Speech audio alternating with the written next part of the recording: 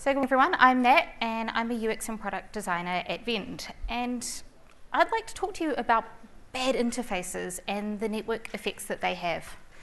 So for those of you who are not Aucklanders, welcome.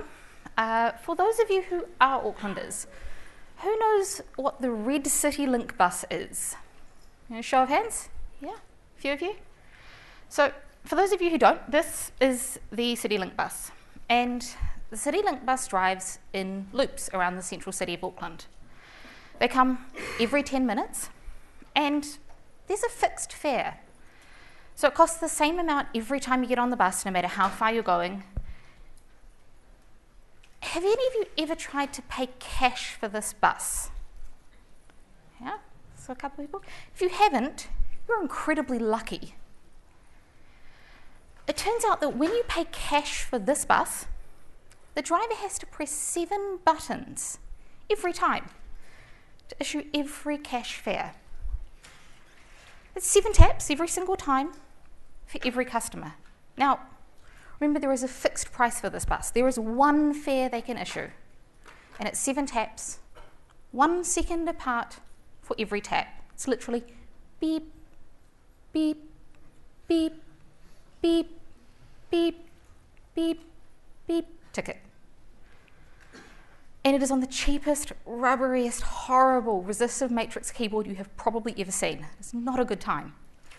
So when you get on this bus and you pull out your wallet and you pay cash, the driver hates you. Everybody standing behind you in the queue, waiting in the rain, well, they hate you too. And the people who are already on the bus, who are sitting there listening to those beeps and getting later for work, they hate you too. Because they're listening to beep, beep, beep, over and over again. How do we get to this point? How do we get software that can make people hate you? In the moment that you get on the bus in the morning, you don't even need to touch it, and it makes people hate you. Well, let's take a look. So when you think about it, you might be able to see the user story that was written for this particular bit of software. So as a bus driver, I need to be able to issue a single adult fare. Mission accomplished, right? I can do that. For some very small value of accomplished, at least. So they met the criteria, they implemented a solution, they tested it, but every single person that this touches, it makes them miserable. They're going to have a worse day because of it. So here's the thing. Bad experiences like this, they ripple out. Does anyone want to take a guess at what causes an increase in cash fares on buses in Auckland?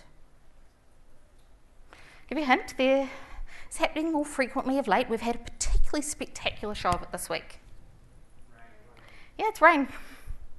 So our fair city rains approximately 45% of the days every year. We're real lucky. And rain increases the number of people catching buses who don't normally bus, and people who don't normally bus are more likely to pay cash. Now, it also increases the number of cars on the road, because let's face it, if it's raining, you probably don't want to walk or cycle to work either. So we've got our wet weather, we've got more cars on the road, we have more slow cash fares. So, perhaps unsurprisingly, this often makes our buses run late. Now, luckily for all of us, the wonderful people who decided that those 7 taps were needed to issue a single cash fare, they thought about this. And they thought, I want to make sure that the bus driver knows. They have to know when their bus is running late. So they wrote another user story. As a bus driver, I want to know when I'm behind schedule. Cool. Now, unluckily for us, the super helpful way they chose to implement this was more beeps. A constant repetitive beep, beep, beep, beep, beep, over and over again. I'm not even kidding. It just does not stop until the bus catches up to its scheduled time. Like, what? Problem solved, according to them. Of course, by now, your bus driver, they're having a really bad day. Road rage, it's imminent. The bus driver is going to hit the brakes harder than usual at every intersection and at every traffic light. You're going to get that sick, nauseating jolt in your stomach every time they do it. They're going to drive more aggressively.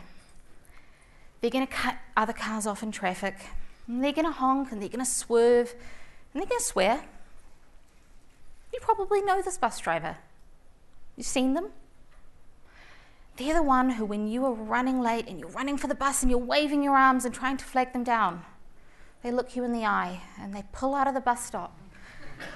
And you're left there standing in the rain going, what did I do to deserve this?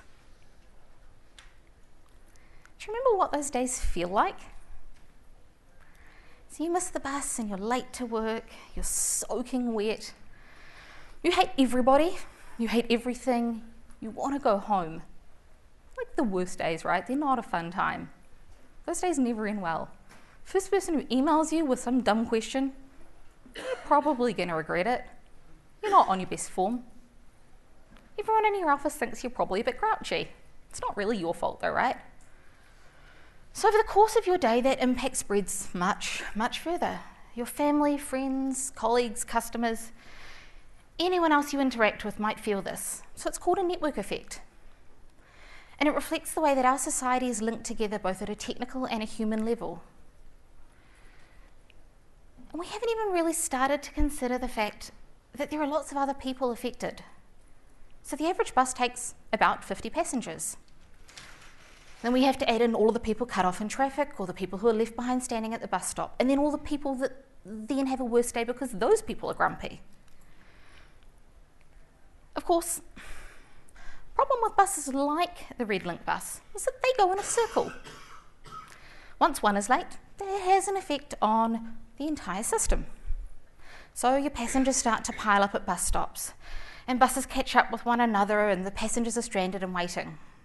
And these are those days when the bus that apparently comes every 10 minutes, you're waiting for 30 minutes at that bus stop, and then 3 of them come at once. It's like, really? So it turns out that it's really hard for a bus to catch up in a system like this. And for the rest of that day, unless some external action is taken, most of the buses in that system are going to run late. It's hundreds of people an hour who are having a worse day because of some small decision that was made in a meeting in a tech company somewhere. And let's face it, that meeting's probably not too dissimilar to the ones that we all sit in pretty much every day, right? So, what's going on here? How does this happen? Why does this impact spread so far? Well, almost every experience that we have in our lives, it costs us something. Now, we're used to thinking about monetary cost of things, right? But things also have a mental cost to us. They cost us mental resources, and psychologists will call this cognitive load. And it's a bit like your phone battery, right? So you start the day fully charged, you've got 100%. And the more things you deal with throughout the day, the more applications you use or calls you make, the more music you play, the more it runs down. When people interact with the things that we build, well, they use up some of their cognitive capacity. So we drain their battery a tiny bit every time. Good UX, it burns it slowly, but bad UX burns it really, really fast. And this is important because we only have one store of cognitive capacity. So it's the same capacity that they're using, to do their job and to do, their conversations with their friends, to drive to work, to do their hobbies, everything else in their life that, let's face it, they care about more than using our software. So when we burn excess cognitive capacity with that bad UX, we're actually impacting their ability to live their life and to make good decisions. We're making their life worse. So we make it harder to do the things they care about. So as an industry, why do we keep screwing this up?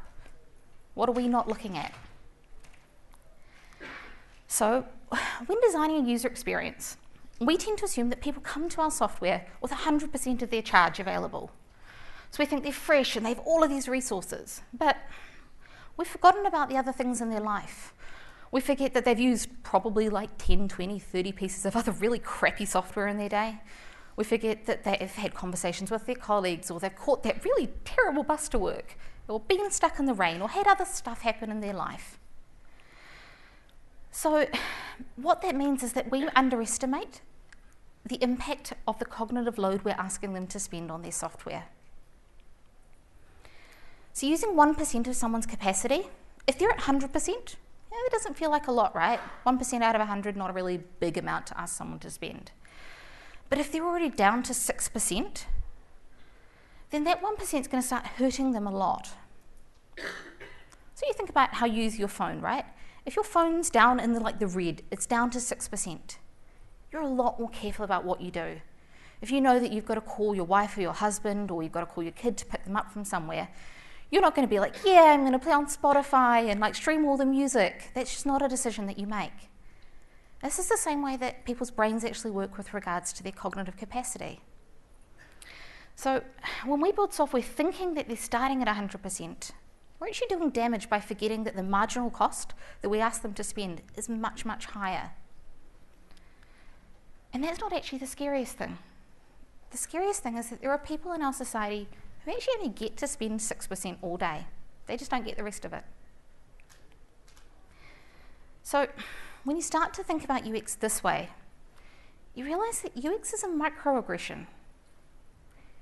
Every encounter with bad software and bad processes that we get in our lives, it grinds us down a tiny little bit, more and more every time. And we can't escape this. Most tools that we use, they give us the illusion of choice. But in reality, they're dictated to us by our work, or our community, or our society. I talk to people all the time who are like, yeah, I'd really love to quit Facebook, but I can't because my family are on there, or my friends, or that's how my social life is organized. And even though I don't really want to be there, the cost is too high. They don't really have a choice, right? We don't have that choice. We certainly don't get to pick what programs we use in our work. We don't have that choice as users. But we do have a choice as developers. Right? As developers, we can choose not to build software this way. So we hear a lot about disrupting markets and industries when we build. So Silicon Valley, they took a really, really good game about changing the world and industries and ways of life and all of that jazz. And sometimes they do, sometimes. A lot of the time they don't, right? I'd like to challenge us to kind of do something else instead. I'd like us to do something smaller, probably a little bit harder, but I'd like us to disrupt the way that we work when we build software. I want us to develop software with empathy. So I want us to care about all of the changes we put out into the world, not just the ones that we're like, sweet, this made us heaps of money, made our customer really happy in terms of our clients and stuff. I want us to care about everything. Together we can actually work to keep these aggressions out of our software and stop those changes from propagating out through networks and doing that damage. So let's start with this horrible bus system, right? So the network effect of that horrible piece of software and hardware, it makes 10,000 people, at least, conservative estimate, every day, just a tiny bit more miserable. So there's only one thing for it. We're going to destroy it, right? We need to get rid of this. And once we've got rid of every last tiny trace of it, we're going to replace it with a big red button. Right? Button issues a single adult fare. It's really simple. It goes beep, here's your ticket, beep, here's your ticket, beep, here's your ticket. It's not hard, right? Problem solved, done, easy. It's always really easy to fix things in hindsight. Super easy to look at other people's mistakes and be like, I could totally do that better. But everyone who contributed to that original bus solution, they were doing their job. You know, they followed all of the processes they were expected to follow. They held meetings, gathered user stories. They designed a solution, they tested it, they implemented it. Somebody, somewhere in a room, even signed off on that horrible mess. And they said, yeah, you know what, that's good enough. So we have to get out in front of this problem. And we have to stop trying to clean it up afterwards, right? We have to stop thinking, it's okay, we'll deal with that problem when it arises. We have to care more. So the people who worked on this, you can bet that they waterfalled or agiled or Kanban'd or whatever'd their way through their project. They followed their business processes. They did what they were told to do. But methodologies are not enough. It's really hard to capture that breadth in a single process. This is all sounding kind of negative, right? But don't worry, all is not lost. So you have a look at what you can do. So the first step is, it's really simple. Get involved and care. So the thing that people don't tell you about UX is that it's a team sport. Okay? So decisions are made by the people who show up. We need you to show up, and we need your input in those decisions. Nobody can hold the entirety of human experience in their head. Not you, not me, not your UX designer. No one. Don't put that load just on them. We need you to get involved. And we need you to get your teams involved. We need your help. Okay? Everybody has different experiences that they bring to the table when thinking about UX problems. So everyone's experiences are valuable. So I want you to imagine if your company was the one who built that bus solution. Now, you might drive to work, or you might catch the bus, or you might catch the ferry or the train. Right? So the half of your office who does drive, they might not even understand. They might not care. They might be like, yeah, whatever, beeps. Shrug. But the half of your office who does catch the bus to work, you can bet that they're going to have something to say. They're going to have strong words for you if you go about putting more beeps into their morning bus journey, if you make it slower for that bus driver to issue the tickets, because that's going to impact their life. And their feedback could stop that mistake happening. It could stop it from feeding out through that system. So next up, learn about network effects. This stuff is kind of hard to wrap your head around. It's quite subtle. So most people underestimate what they are. Now, you might have heard about the butterfly effect and chaos theory and stuff. So it's roughly that a small change in the initial condition of a network, it can cause a chain of events that lead to a large-scale phenomena. So the name comes from the idea that if a butterfly flaps its wings, somewhere in the world a hurricane happens. UX is a butterfly effect, okay? In tech, that's one of our butterfly effects. We build on so many different networks, be they physical, virtual, or technical, or human. Everything is connected together. Okay, so when we make a change, those changes filter out through that network, and they overlap, and they intersect together, and they magnify. Understanding these network effects, well, that helps you to see how your decisions affect more than just you, your client, and your customer. And yeah, I want you to say customers. Even though UX is called user experience, users is a really, really terrible word. These are people we are dealing with. People have lives. Okay? Users is a really alienating term. It's kind of creepy when you think about it, right? There's like one other group of people in our society who we call users, and that's drug users. Now, I don't know about you, but I'm not all that keen on like thinking about my customers in that sense of the word, okay? When we think about our customers as people, we think about them as complete individuals. And when we forget this, we run into all manner of problems.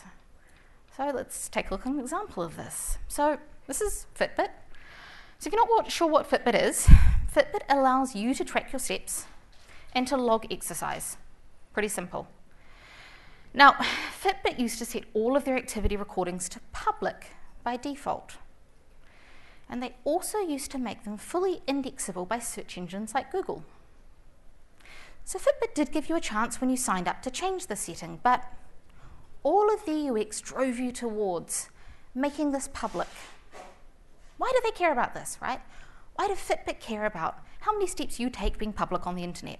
Well, the more people who share, the more brand exposure Fitbit get. The more brand exposure Fitbit get, the more people buy Fitbits, right? That's how network effects work in sales. Now, there's one activity you could record, and that was your sexual activity. Now, Fitbit didn't really think this through, and they didn't do what would be sensible and set all recording of sexual activity to private. So they didn't do this regardless of what your other sharing settings were. So for large amounts of customers, This was visible and searchable with no extra warning. It was indexed in Google search results when you searched for somebody's name. Now guess what some people do with their Fitbit data?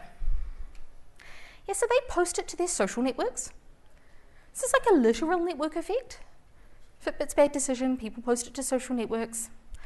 Now Fitbit of course encourage you to share these things to their social networks because they want that sweet, sweet brand exposure. They want you to post it to Facebook and Twitter and basically everything on the planet. I'm going to go ahead and say that people probably deserve to have a choice about whether the world knows that they had sex on a Friday afternoon, regardless of whether or not they have chosen to share by default how many steps they take each day. Steps, sex, different things, right? Most people have a reasonable expectation that those will be treated differently. And especially when you think about the fact that a person involved in that equation may not have even been the one who shared that data, because most sex has more than two or more people participating. Wrong way of words around there, but you know, that's true, there are polygamous people in the world. So thankfully, they have now fixed it. But you can imagine the potential magnitude, right? The potential spread of the network effect from Fitbit not thinking that all data isn't actually equal and that that data belongs to human beings. We have to treat people like people.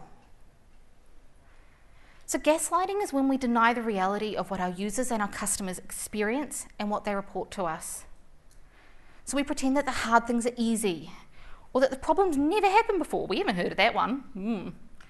Or we pretend that maybe they shouldn't be so upset about something that has happened or something that we got wrong. Or worse, we pretend it was their fault. Guess what Fitbit did? Instead of apologising for messing up, and instead of taking responsibility for their thoughtless management of people's sensitive data, Fitbit blamed their customers. Fitbit said that their customers should have remembered that they hadn't changed the default setting on the very first day they got their new device. I don't know about you, but I don't remember every setting that pops up the first day I get a shiny new toy and I'm just like, I want to play with you. I don't think about that stuff a lot of the time, and most users don't either, most customers. This is not okay, right? This is not caring about customers. This is not thinking about the impact we have on people's lives. We have got to stop gaslighting our customers. Most of the time, when our customers don't understand or they make a mistake, it's actually on us. Now, we like to think that it's just our customers being stupid. Hell, we make up acronyms about it, like PEBCAC. Hear that one a lot. Now, sometimes it is, right? There are genuine examples of customers just being a little bit dumb about this stuff, but most of the time it's not. And if it happens more than once, if it happens with multiple customers, there's a responsibility on us to actually take more steps to help them make the right decisions, to help them understand better. So stopping that gaslighting means there's no more telling customers to just do this simple thing on our super intuitive interface, because it's easy. I think we all know that most of the things we build are not actually easy for most of the people we build them for. It's actually really hard to build software that is truly easy to use. Right? We know it, we open up software every day and we're like, this thing is really unintuitive, where's the button? It's hard, right? So the very least that we can do is acknowledge that our customers' confusion and struggles and how they feel about this stuff, we can acknowledge that that's genuine. And if we make a mistake, if we screw up, we can apologize for that. We cannot tell them that it was their fault.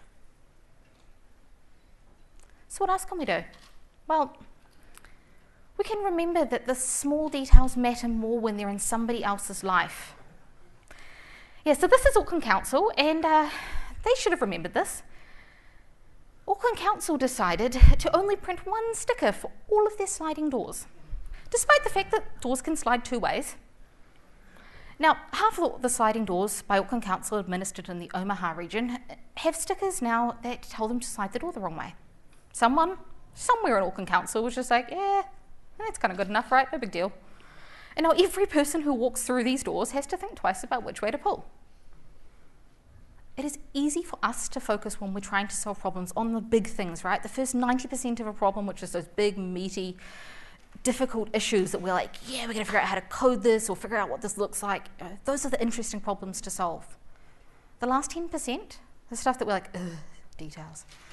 That last 10% are the things that can burn people's cognitive resources really, really fast. So 10% we have to care even more about, and it's the 10% where we drop the ball. Every time a customer has to perform the digital equivalent of trying to decide which way to open a door, we're costing them. So we have to consider that cost. And so our cost of good enough in our software, it needs to be measured not only in terms of the price it cost us to develop it and whether or not it meets our requirements, but it also needs to consider the cost to the customer to use this. Because none of us ever want to select our age from a 90 option drop down. Like, this is not a fun time, right? We can do better than this. This is crap. In fact, we should probably consider this right back at the start of our processes when we decide to make the changes. So like our good friends at Apple. So this is the evolution of the iTunes logo. Now, the first 6 logos are actually pretty good in terms of the cognitive cost. So they keep enough shape consistency or enough color consistency to help a user retain their sense of mastery. So there's not a big leap for them to make between those. Guess which ones are post-Steve Jobs era? Yeah, so the transitions between those last 3 icons are from an era when insufficient care was given to what the cost was to those customers. And that shows, right? Those upgrades cost every single iTunes user in the world until they regained their sense of mastery. I know that for at least a week after they upgraded, every time I went to open iTunes with the red one or the funny multicolored thing, I was like, where is the damn thing? Why can't I find this? Like, I don't need that in my day. We should stop breaking people's muscle memory if we don't need to. And we have to decide what changes are important for us and what changes are important enough to warrant the cost, right? Now, I want you guys to make a conscious effort to keep this front of mind, and I want you to encode this in your dev practices. So when you make a commit message, I want you to tell a story about the changes you're making to make the product better for your customers, not just the changes to your code base, because it helps you to think about it. I don't want it just to say, changing the icon for the 20th time because pretty. Like, no, that's bullshit. Sorry, excuse my language, but it is. And once you've learned more about these costs and you've remembered them, I want you to learn about how to make the lives of your customers more awesome instead of actually worse. This is the interesting thing, right? It's actually possible to, instead of costing your customers something, you can make their life better. And the really interesting thing is, when your software makes the life of your customer better and it doesn't cost them through stupid UX mistakes, they'll pay you more for your product. It's like a bonus hack, right? So this book is written by one of the leading experts on the world on this topic, and I strongly recommend you read it. It changed the way that I think about UX design. And she'll teach you about the ways to spot the leaky, bad bits in the things that you build and to build amazing things instead. Now, one of my favorite authors said that the most obvious and ubiquitous and important realities, well, they're the ones that are the hardest to see and the hardest to talk about. And there's a lot of the things that we've talked about so far that are actually quite hard to spot and quite hard to actually get out in front of. But this next one is probably the most difficult. So, unconscious bias is something that we all have, myself included. So we grow up in a family and in a culture and in a society that shapes the way that we view the world around us. And we encode that into the things that we build every day. It's the dangerous bit. We don't see it, and then we build that into the products we make. So the people we meet, the things we see on TV, the things we read online, they all contribute to this. So understanding your own unconscious bias is a really important step that you can take to make better decisions about what you build and to stop you from putting those network effect creating changes into the world. So it can help you from hurting quite a lot of people. Where do you even start, right? How do you stop doing something that you don't know about? It's something you can't even see. So this is Janet Crawford. She's a psychologist. And you can see her slide, male participation is critical. This is from Webstock this year. It's a free online, you can watch it. I will tweet out the link after this talk. So she did a really, really great talk about how unconscious bias impacts us every day and what we do. So go and watch it. Okay? It's a really great 101 primer on this stuff. And once you've watched it, go and find out what your unconscious biases are. So Harvard University has been running a study for years and years and years, collecting this information. There are free online tests you can take. They're called implicit association tests. I've done them. The very first time I did them, I was floored by the results. I was horrified. It's like someone being like, you're a racist, you're a misogynist, you are homophobic, you're everything that is like your deepest horror, that you were like, I don't want to be that person, right? It is scary and it is confronting. But I am so glad that I did it, okay? Because it helped me to understand what to look out for and what to work on. Okay, so the danger with not doing this is that you don't understand where your potential pitfalls are, right? You don't see the mistakes you're going to make until after you've made them, and someone on Twitter is like, this thing, not okay, and all of a sudden it's blown up and everyone is like tweeting at you and it's horror stories and it's in the media. So what happens when you get it wrong? This is Ryanair. Like many airlines, Ryanair try and sneak extras like seat selection on movies or food or extra bags or insurance onto your ticket. Now you might be able to see how they get here, right? They want to make more money. Insurance is an easy rort. So let's make it as difficult as possible for our customers to opt out of insurance. That seems like a good idea. So let's bury it in the list of countries you need to select from if you want to take out insurance. What? No, don't do this. This is obviously bad. But what you might be asking is, why is this about bias? This is clearly just bad design, right? So this actually disproportionately impacts people who are elderly, people who are illiterate, people for whom English is a second language, and people who use screen readers, right? This isn't a good interface for those people. And so this is worse for them than it is for the rest of us. It's still crap for us, but it's even worse for them. So we can be pretty sure that whatever idiot chose this policy, they probably weren't quite smart enough to actually code it themselves. But none of the devs who developed this pushed back, okay? It made it into the code, it was deployed. And maybe that was because they figured, well, yeah, it's a bit crap, but I could figure it out. So it's not such a big deal, right? People will just figure it out and they'll get their way out of it. This is bias in action. This is not recognizing that the impact on somebody else is far greater than the impact on you personally. And airlines, they're notorious for being really bad at this stuff. So here's another one. This is Virgin. Now, Virgin Australia decided in their infinite wisdom that there are 3 genders in the world: male, female, and child. Now, there is a wide variety of gender expression in the world. Okay? Gender isn't a binary thing. But child has yet to be accepted as a valid gender expression. But that's just kind of the surface wrongness, right? Why does this interface even exist? This is an airline check-in. Why are they asking about gender? What reason could they possibly have to collect this information? So, even though for a small fee, they will let you sit anywhere on the plane, if you call them up and ask them why this is here, they'll tell you it's for weight distribution. Yeah. Now, what it's actually about is that they're trying to prevent unaccompanied minors from sitting next to unaccompanied men. Now, that's its own kind of stupid. And sometimes bad UX comes from a towering mountain of stacked up piles of stupid. Okay? This is one of those times. And sometimes as developers of systems, we have to be the ones who say, stop, enough, no, this is not going to pass. Ration your no's, but use them in cases like that one. It's a genuine cause. But even the experts screw up on gender.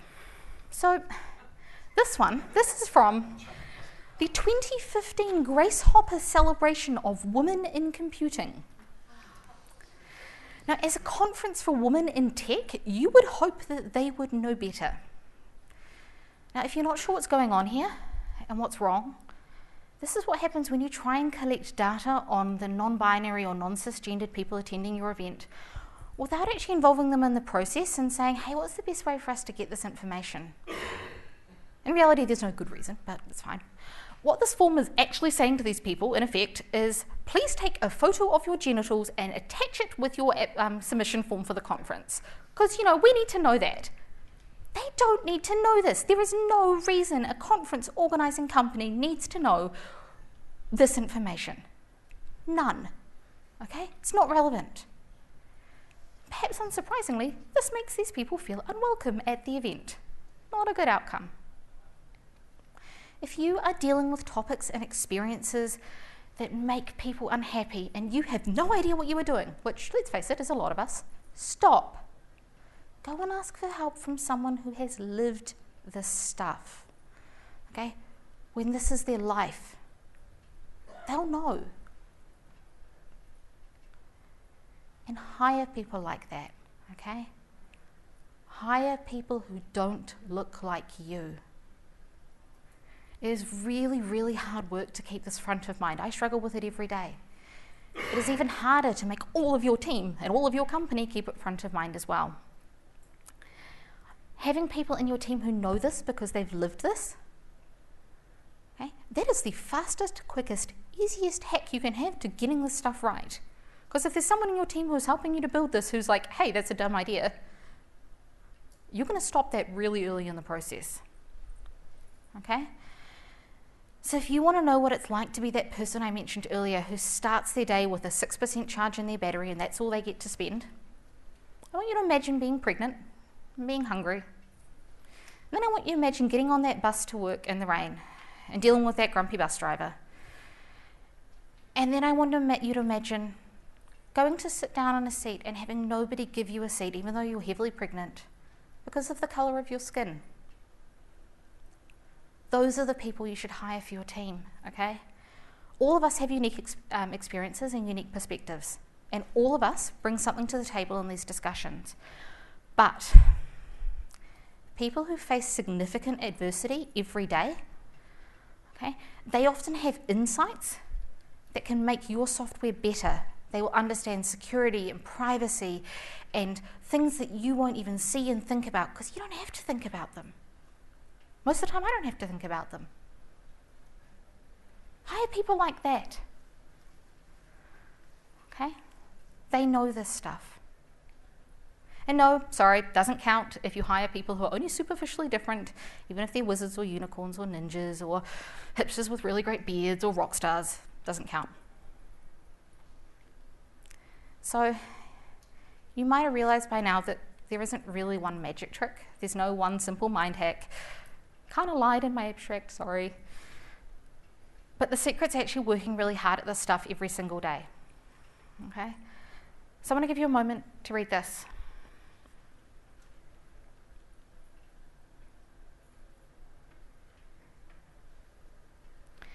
So empathy isn't easy.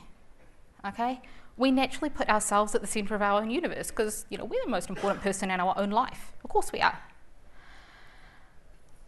Developing with empathy is really hard work every day to take yourself out of the centre of your own universe and put yourself in everyone else's, okay? We have to choose to work against our default setting of those natural biases and those blind spots and those things that we've never really had to think about before in our lives, okay? We have to force ourselves to consider the likelihood that other people's lives are just as hard and boring and uninteresting and whatever as ours. And sometimes they're more so.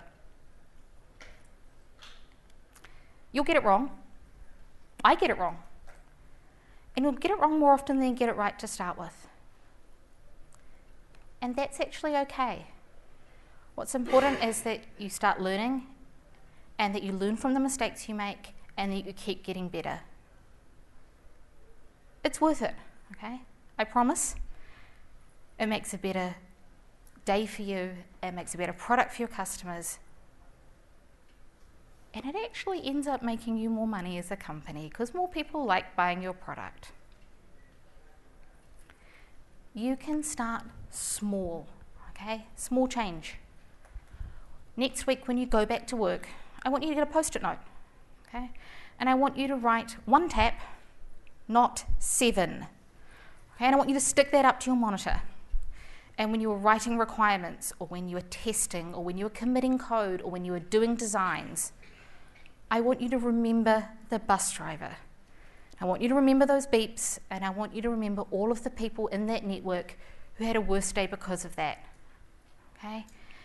And I want you to think about that when you make decisions. So we have an amazing opportunity in tech, right? We get a chance to change the world every day.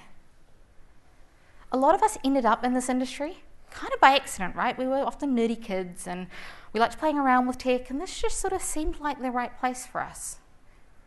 This was never the popular career. This was never the doctor or lawyer or accountant or architect or whatever that the career counsellors push you towards. This wasn't the popular option. But at some point the world changed around us, okay? Tech is a fundamental layer of every business and every service in our modern lives. It is everywhere. It is changing how we think, and it's changing how we act. Okay? The things that we build shape the lives of everybody around us every day. So we didn't ask for this responsibility, right? We were just like, hey, I'm a nerd, whatever. But we stand here now regardless in this position. Okay? And it's up to us to decide what we do with this. And we have to decide what side of history we want to be on. And I really hope that you'll decide to try and make the world just a little bit of a better place every day. Thank you.